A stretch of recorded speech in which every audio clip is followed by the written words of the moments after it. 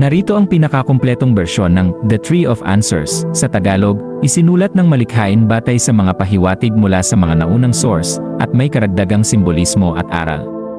Simula, ang pagtawag ni Evla. Si Evla, isang 32 taong gulang na graphic designer na laging tinutukso ng mga tao dahil sa kanyang pagiging masyadong mabait, ay nagtago sa kanyang silid isang gabi. Habang umiiyak, bigla siyang nakatanggap ng misteryosong mensahe sa telepono. Pindutin mo ang emoji sa screen, dadalhin ka nito sa planetang Arya, kung saan makikita mo ang sagot sa lahat. Paglalakbay sa planetang Arya. Pagdating sa lupain ng mga tanong. Nakita niya ang 7 buwan sa langit at isang ilog na may tubig na parang liquid mirror. Ang mga hayop dito ay nagsasalita ng reverse psychology quotes. Halimbawa, ang tunay na lakas ay hindi pagiging matigas, kundi pagiging sapat sa sarili. 2, ang puno ng mga sagot. Isang puno ng akasya na may 1,000 sanga. Bawat sanga ay may dahong nag-iba ng kulay depende sa emosyon ng nakikinig. Sa ilalim nito, nakatirik ang Getaway Stone, isang bato na nagsasabi, magtanong ka ng taimtim, at ang dahon ay bababa para sa'yo. Pakikipagtagpo sa anghel ng mga pagsubok. Biglang lumitaw ang binatilyong anghel na si Ezekiel na may hawak na golden hourglass. Inilahad niya ang mga patakaran. Bawat tanong mo ay kukuha ng 1 oras sa iyong buhay.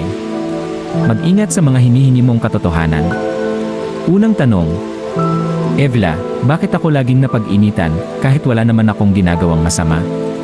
Sagot ni Ezekiel. Dahong pula ang bumaba, hindi sila galit sa iyo, galit sila sa sarili nilang mga pagkukulang na nakikita nila sa iyo.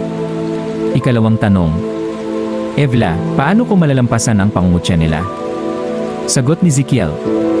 Dahong ginto ang bumulong, ang mga salitang masakit ay parang hangin, maniniwala ka lang sa mga ito kung hahayaan mong liparin ang iyong katauhan. Ang pagsubok ng 3 kristal. Binigyan si Evla ng 3 prismatic crystals na sumisimbolo sa 1. Pag-asa. 2. Pagmamahal. 3. Pagkabigo. Tagubilin ni Ezekiel, basagin ang 1 para malaman mo kung ano ang namamayani sa puso mo.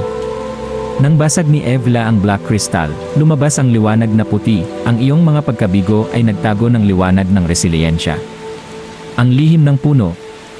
Nalaman ni Evla na ang puno ay gawa sa mga luha ng taong nagtangkang magpakamatay pero nagbago ng isip sa huling sandali. Ang mga ugat nito ay kumakain sa toxic emotions ng mga tao sa Earth para maging pataba. Wakas, ang pagbabalik. Pag-uwi ni Evla, dala niya ang isang maliit na dahon na nagbigay sa kanya ng kapangyarihang makita ang nakatagong sakit ng mga taong nang-api sa kanya. Maging bingi sa mga salitang walang ambag sa kanyang paglago. Huling mensahe ni Ezekiel. Ang mga sagot ay hindi palaging nag-aalis ng pagdududa, minsan, tinuturuan ka lang nitong mabuhay ng walang katiyakan. Sequel, ang paglakbay ni Charlie. Sa spin-off na kwento, si Charlie ay nagtungo rin sa puno at natuklasan ang libro ng mga hindi itinatanong, koleksyon ng mga tanong na takot isambit ng sangkatauhan. Digmaan ng mga sagot, labanan sa pagitan ng mga taong gustong patayin ang puno at mga tagapagtaguyod ng karunungan.